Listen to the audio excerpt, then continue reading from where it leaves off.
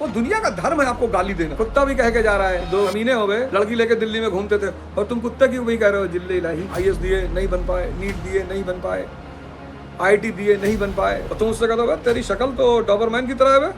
हाँ भैया, मम्मी भी कहती है भैया, कितना मजा आता। जीत कर आप अपनी धोखेबाजियों की डींग मार सकते हैं। ऐसे पढ़ता था, 17 घंटा पढ़ता था, सर नीचे करके पढ़ता था, हार गए हो तो लोग आके तुमको राय देंगे कि देखो हिस्ट्री ऐसे पढ़ी जाती है, नोट्स ऐसे बनाया जाता है, तुम देख रहे हो। जी जी जी जी भैया, जी भैया, और पढ़ो यार, 6-7 घंटे तो पढ़ो कम से कम। जी जी जी, और बाल शेव करा के रखा करो जी, नंगे रहा करो जी, और सिर्फ करेला खाया करो उबला हुआ, उससे बुद्धि तेज होती है जी। और सपने ही शोषण का कारण। तो गोदान की सीरीज आगे बढ़ाते हैं। कल तक हमने पढ़ा कि कैसे अपनों से की गई होशियारी आदमी को महंगी पड़ती है। खैर, आदमी के सपने हमने पढ़ा। कल हमने नींद का मनोविज्ञान पढ़ा कि नींद 2 दशाओं में नहीं आती, एक अगर सपने चल रहे हो और दूसरा अगर चिंता चल रही हो, और सपने और चिंता दोनों को दूर करने का बस एक ही रास्ता है, ध्यान।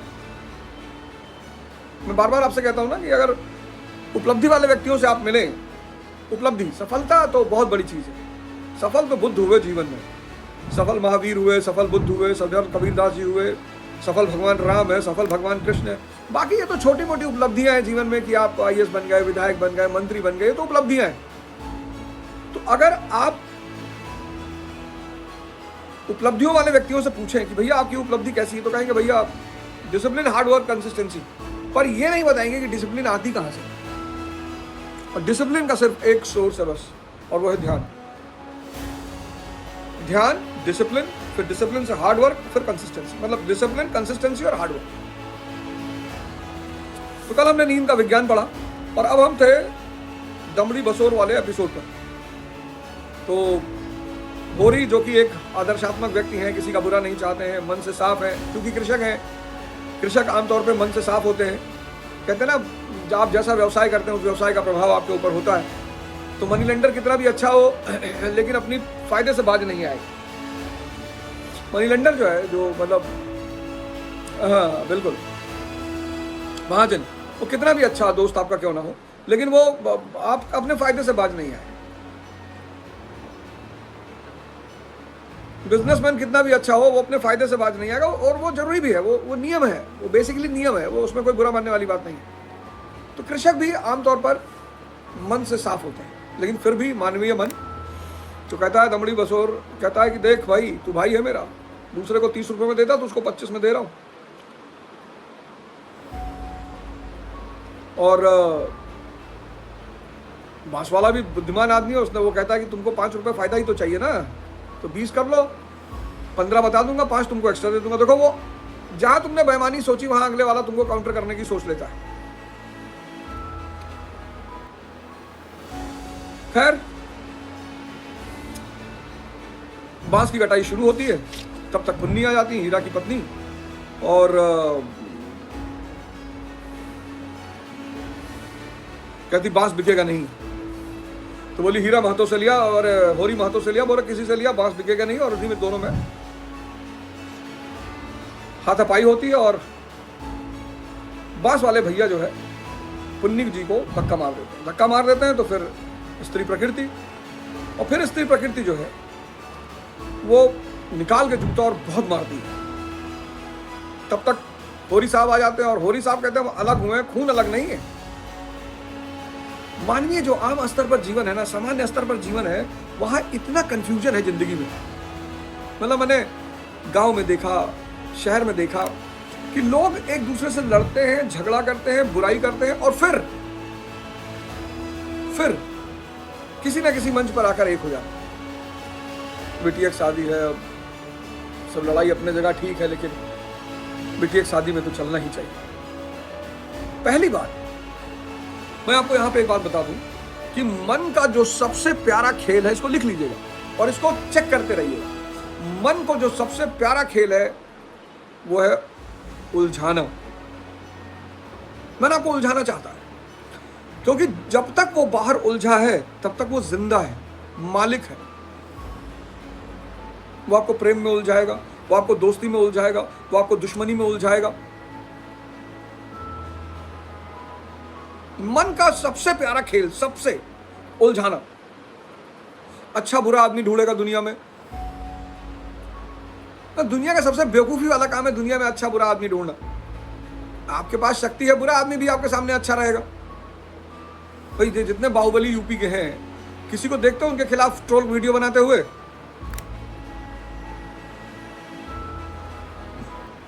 एक आध लोग जुर्रत किए थे, उनका पता ही नहीं। मैं यूपी का एग्जांपल ले रहा हूं, एक से एक बाहुबली, बिहार में एक से एक बाहुबली। कितने पत्रकार अनंत सिंह से मिलने गए, कितने लोग अनंत सिंह से मिलने गए? आपने देखा अनंत सिंह से उल्टा सीधा सवाल पूछते हुए?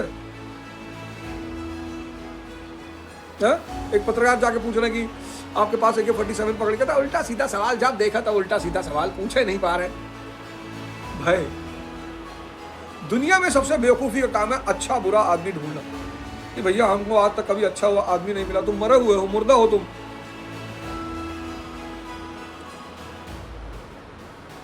अच्छा आदमी क्यों ढूंढना है? जहां शक्ति है वहां हर आदमी आपके प्रति अच्छा है। भगवान विष्णु से क्या सीखना है? यही तो सीखना है। भगवान शंकर के साथ भूत प्रेत सब रहते हैं। कितनी उनकी बारात में गए, भगवान शंकर की जो बारात है उसमें गया कौन? भूत और प्रेत।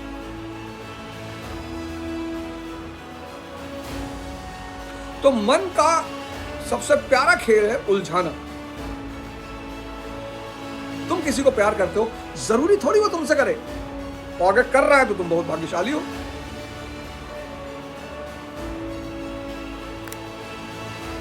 एक्सपेक्टेशन, एक्सपेक्टेशन, मरा जा रहा है आदमी एक्सपेक्टेशन में। तो मन का सबसे प्यारा खेल है उलझाना, और मन की सबसे गंदी प्रवृत्ति है अच्छा और बुरा आदमी ढूंढना। होता ही नहीं। और आम तौर का आम आदमी ये द्वंद का शिकार है। उसको पता ही नहीं कि मेरी किसी से दुश्मनी है कि दोस्ती है।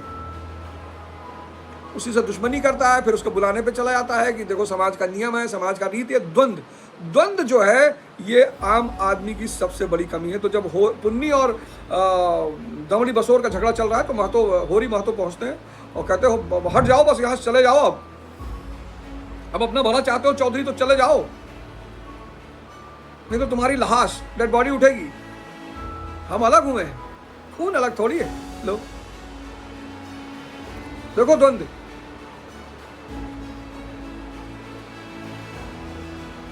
द्वंद से बचो।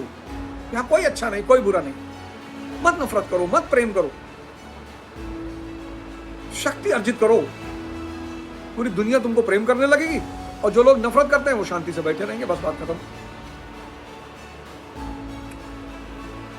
चौधरी बेचारा सफाई देने लगे कि साहब हमने कुछ नहीं किया, ये नहीं किया। तब तक हीरा को खबर मिल गई कि भाई तुम्हारी मेहरिया लड़ गई है किसी से। अब हीरा है तो उदंड आदमी, लेकिन कहीं कहीं बहुत अच्छी सोच है उसकी। वो कह रहा है कि भाई जब तुम्हारा बात, तुम्हें कोई दिक्कत हुई थी हमसे आके कहती, तुमको लड़ने की क्या जरूरत है। कह रहा जब भैया ने 15 रुपए में सौदा कर लिया तो तुमको बीच में कूदने की क्या जरूरत है, और कोई दिक्कत थी तो हमसे आके कहना चाहिए था। पितृसत्तात्मक समाज, तुम काहे नेता बन रही हो। और आता है और पीटना शुरू कर देता, खूब पीटता है। जब वो पीटता है तो कमजोर आदमी क्या करेगा? गाली देगा। तो गाली देती है। और गाली ऐसी देती है कि तेरी मिट्टी उठे, तुझे हैजा हो जाए, तुझे मरी आए, देवी मैया तुझे लील जाए, भगवान करे तू कोड़ी हो जाए, हाथ पांव कट के गिरे। तो बाकी गाली तो उसने बर्दाश्त कर ली, लेकिन जब उसने कहा कि भगवान करे कि तू कोड़ी हो जाए, तो हीरा को थोड़ा सा लगा कि अरे इतनी घिनौनी मौत।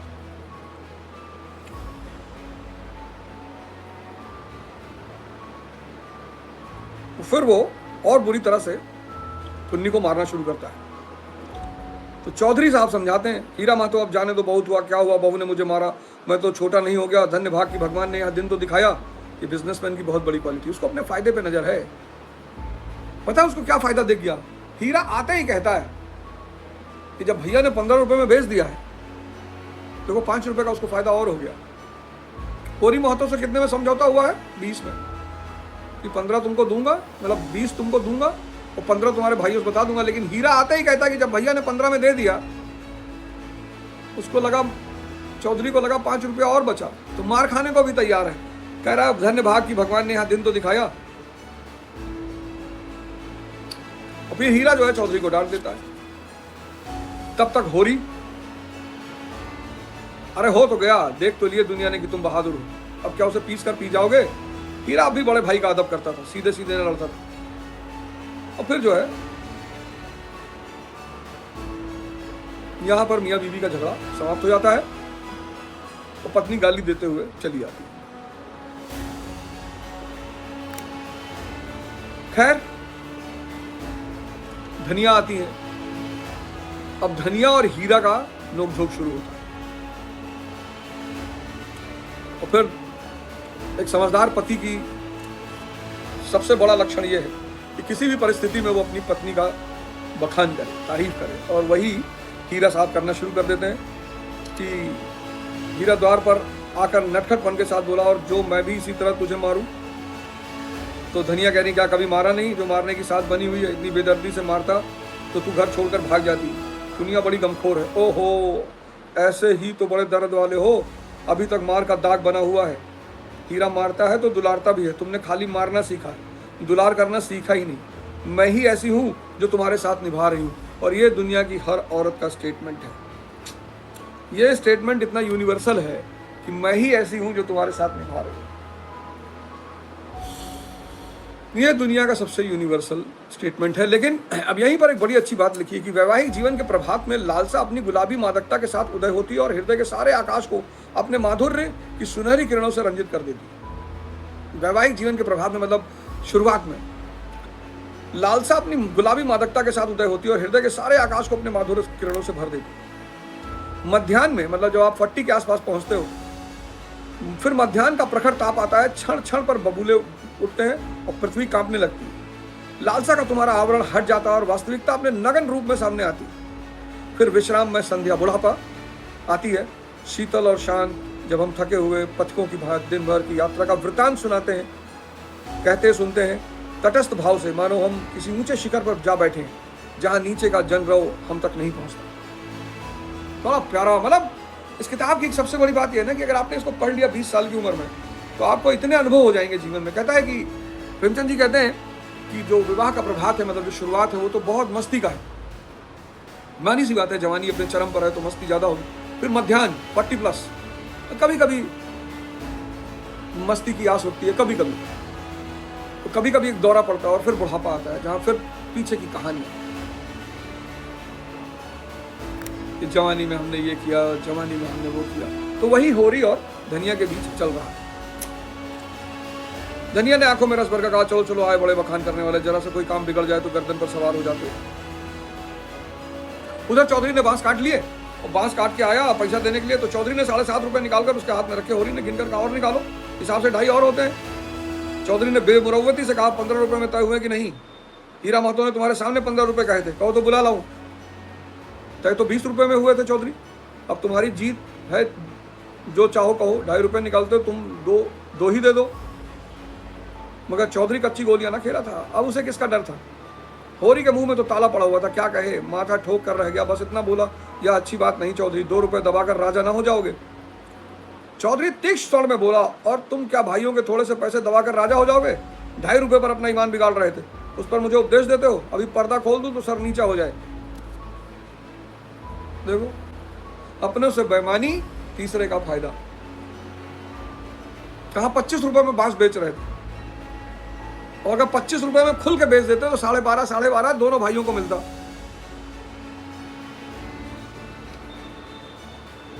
अगर बेईमानी का भाव, बेईमानी हमेशा नुकसान पहुंचाती है, हमेशा। देख लो साक्षात, अगर 25 रुपए में बेचते, 5 रुपए की बेईमानी ना सोचते, तो इनके हाथ में कितना रुपया आता? 12.5 रुपये आता। यानी कितने? इनको 5 रुपए का फायदा होता ही होता। अभी देखो,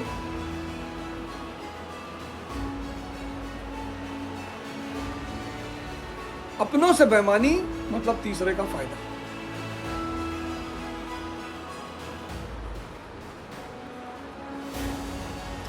कहां बेचारे 12.5 रुपए पाते?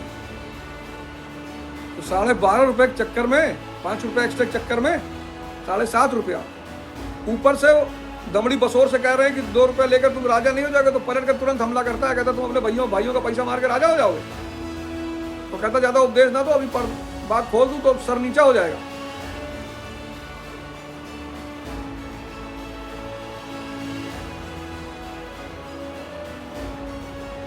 तब तक धनिया आ गई।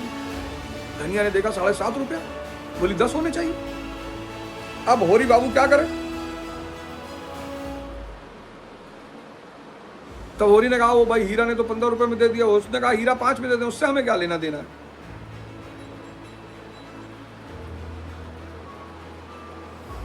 और होरी का सर झुक गया। कितनी बड़ी बात प्रेमचंद जी ने लिखी है कि जीत कर आप अपनी धोखेबाजियों की डींग मार सकते हैं, जीत में सब कुछ माफ है, हार की लज्जा तो पी जाने की वस्तु है। आईएएस दिए नहीं बन पाए, नीट दिए नहीं बन पाए, आईआईटी दिए नहीं बन पाए, तब दुनिया के ताने सुनने पड़ेंगे, कोई रास्ता है नहीं। हार की लज्जा तो पी जाने की वस्तु है। जीत कर आप अपनी धोखेबाजियों की डींग मार सकते हैं। ऐसे पढ़ता था, 17 घंटा पढ़ता था, सर नीचे करके पढ़ता था,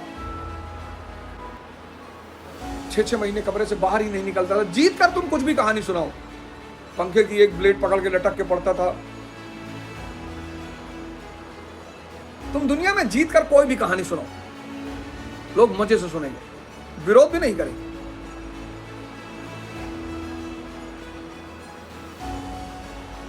लेकिन अगर तुम हार गए हो तो हार की लज्जा तो पी जाने की वस्तु। इसलिए हार जाने पर मौन, शांत, सन्यासी, कुछ नहीं बोलना किसी को। क्योंकि तुमने मेहनत की है तो तुम दुनिया को बताना चाहते हो कि भैया मैं भी पढ़ा हूं, भैया मैंने भी मेहनत की है, भैया ये तो झूठ बोल रहा है 6 महीना बाहर से, मैं तो वास्तविकता में 6 महीने से घर से बाहर नहीं निकला। क्योंकि हारने वाले व्यक्ति की सारी तपस्या को शून्य में बदल दिया जाता है, इसलिए उसे कष्ट बहुत होता है। लेकिन अगर वो इस मनोविज्ञान को समझ जाए, देखो कितना मनोविज्ञान इसमें छुपा हुआ। नींद क्यों नहीं आती? आम आदमी परेशान किससे है? द्वंद्व से परेशान। दुश्मन है सामने वाला कि दोस्त है, उसको पता ही नहीं। अपनों से बेईमानी नुकसान में ले जाती है। और हारने के बाद मौन, वो दुनिया का धर्म है आपको गाली देना।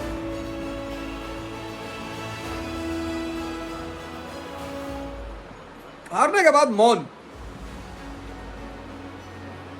इसलिए पढ़ा जाता है, सीखने के लिए। देखो कितनी बड़ी बात अपनी डायरी में लिखे हो कि हार गए तो मौन, फिर विरोध नहीं करना है, द्वंद्व से बचना है, चिंता और सपनों से दूर रहना है, अपनों से बेईमानी नहीं करनी है, नहीं तो सामने वाला फायदा उठा ले जाएगा।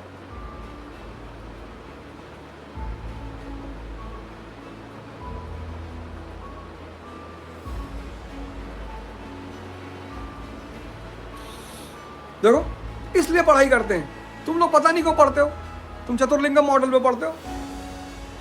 बड़ी प्यारी चीजें हैं किताबें, बहुत प्यारी। ये तीसरा आज्ञा चक्र खोल देती हैं आपका। इसलिए पढ़ना अपने आप में ध्यान है। सोचो अभी पूरा गोदान खत्म नहीं हुआ और कितनी कितनी चीजें तुमने सीखी कि भाई अगर हार गए तो मौन, माला पकड़ के बैठ गए। कुत्ता भी कह के जा रहा है, तो 2 कमीने हो गए, लड़की लेके दिल्ली में घूमते थे, और तुम कुत्ते क्यों वही कह रहे हो जिल्ले इलाही।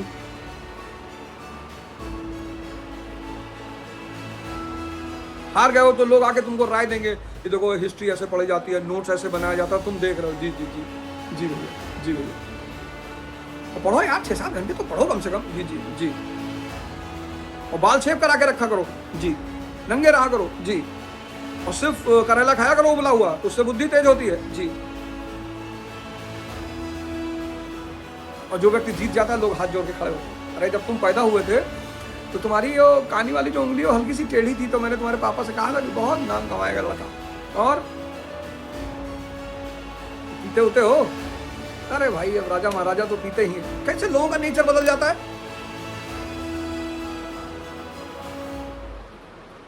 कैसे लोगों का नेचर बदल जाता है, और बड़ा कष्ट होता है।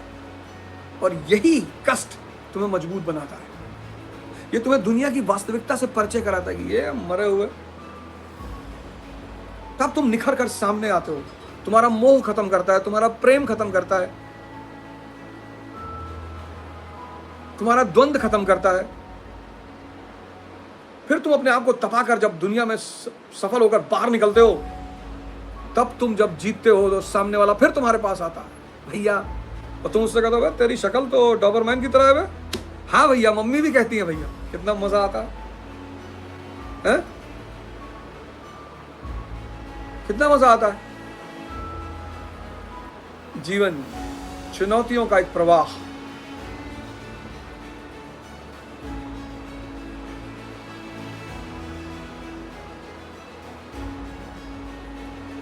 तुम कमजोर होकर लड़ रहे हो,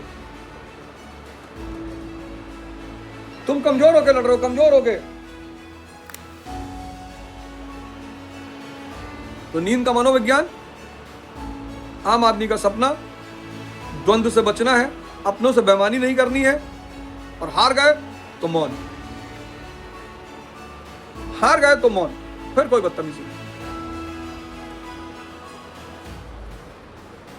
ठोकर खाकर ही तो हम सावधानी के साथ पग उठाते हैं।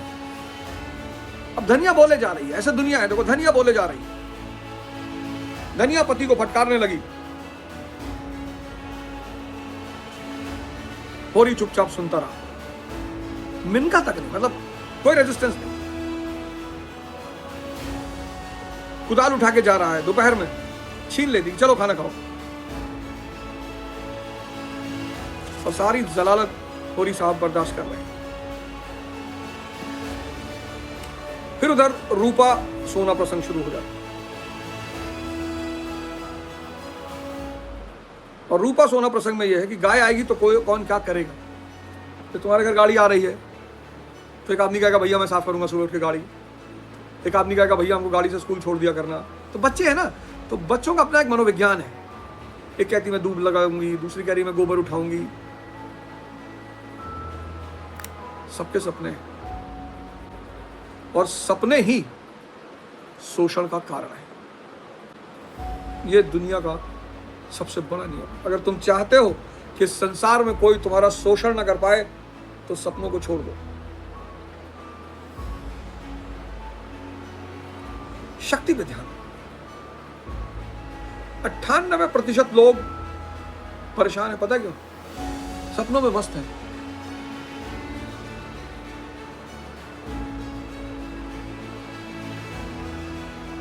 सपनों में मस्त है, सपनों में। समय कटता जा रहा है, शक्ति पर काम ही नहीं कर रहा।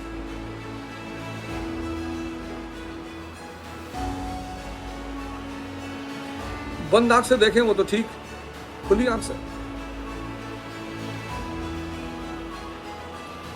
तो आज इतना ही।